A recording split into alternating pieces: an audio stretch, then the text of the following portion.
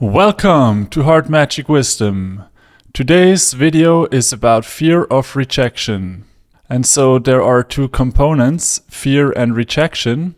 And rejection means that you make an offer and then the offer gets rejected. And this could be, hey, do you want to eat ice cream with me? And then they say, no, thank you. Or it could be you walk over to a group of people and then they all look at each other and then they walk away. And the fear means you really want to avoid this situation, kind of at all costs. And now let's do a thought experiment.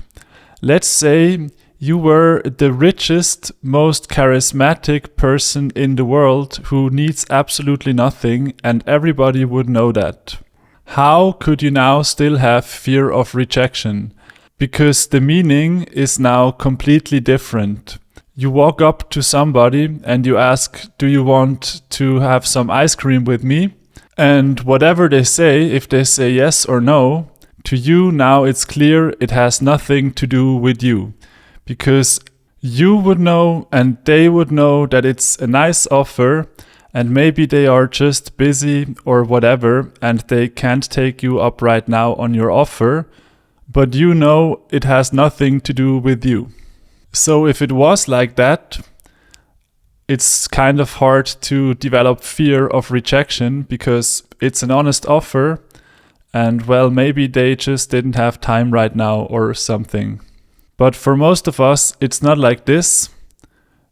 We do have some sort of fear of rejection. And now let's talk about the different types of fear. It could be that you ask someone to have some ice cream with you, and let's say you're a man and they are a woman. And now you have maybe the fear that if you ask this question, then some other guy might show up and threaten you and say, what's wrong with you? This is my girlfriend. Go away or I will hurt you. And technically that's possible, but it's also not fear of rejection. But it is a fear and it could be stopping you. So while I think this scenario is unlikely, it could happen and then you would need to de-escalate and just say, okay, sorry man, and just walk away. And then there's other types of fears, like the fear of inadequacy. Like this other person could maybe say yes, and then you keep interacting. And then maybe you would like to keep the conversation funny and charismatic, and you feel like you don't measure up to your own definition of who you want to be. And now the interaction would be painful for you because there is now a discrepancy between who you see yourself acting as and who you would like to be. And this doesn't feel good. Or it could be as simple as, if this other person says no, well, it just feels bad to not be wanted. And maybe if you had 50 people blowing up your phone and asking you to do things with them, it wouldn't be like this, but maybe you have 0 people blowing up your phone, and now you ask this one person, and they also don't want to hang out with you. And now it feels like a confirmation of, see, you made an effort and it doesn't work, so it feels bad. So now that we went through all of this, what is the solution? The solution is you need to make offers that you personally feel are coming from a good place, and you personally have to feel like this is a good offer. You need to get to this place, because then whatever you offer, you feel like if they don't take you up on the offer, then, well, it was a good deal for them and they just didn't want it because they had their reasons. Maybe they were just busy with life. So as always, you need to train this ability and you need to get some actual feedback that it works.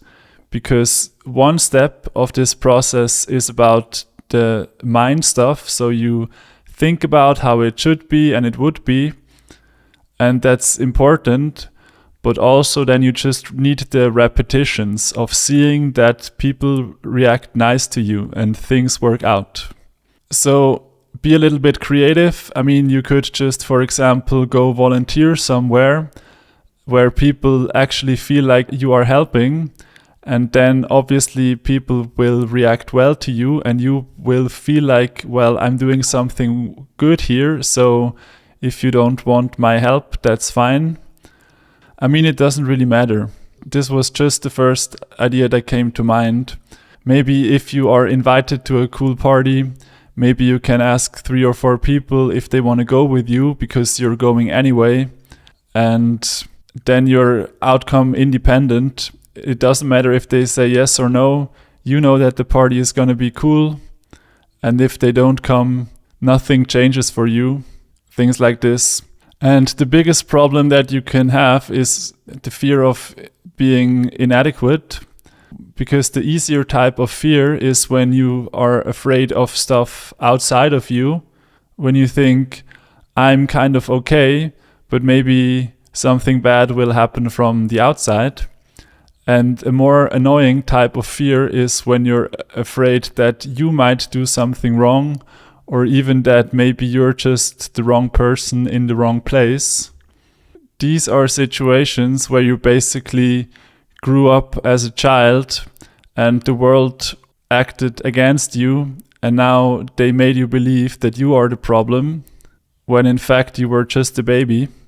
It will take a long time to navigate oneself out of this situation, but how you do it is to be outcome independent and to have an offer, a proposition that you think / you know will be beneficial for the other person.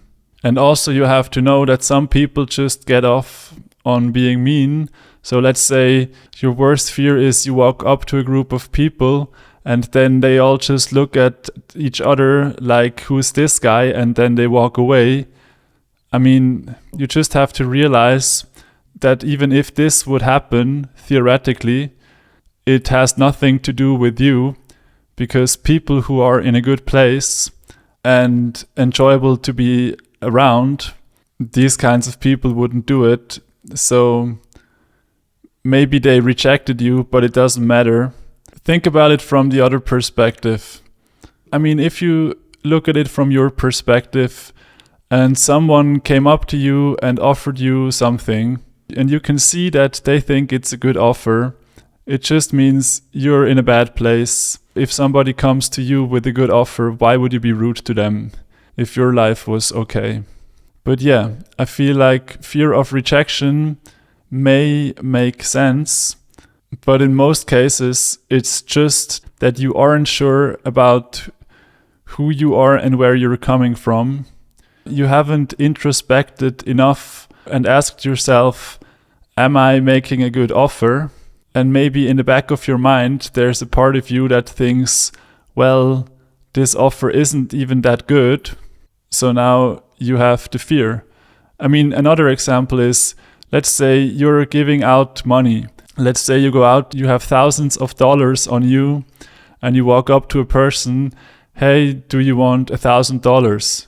I mean, obviously you would get mostly good reactions, but if you then got some bad reactions, then you think, oh yeah, maybe they just didn't think it was real. Maybe they thought it was too good to be true, whatever. You wouldn't think it has something to do with you because you know it's a good offer.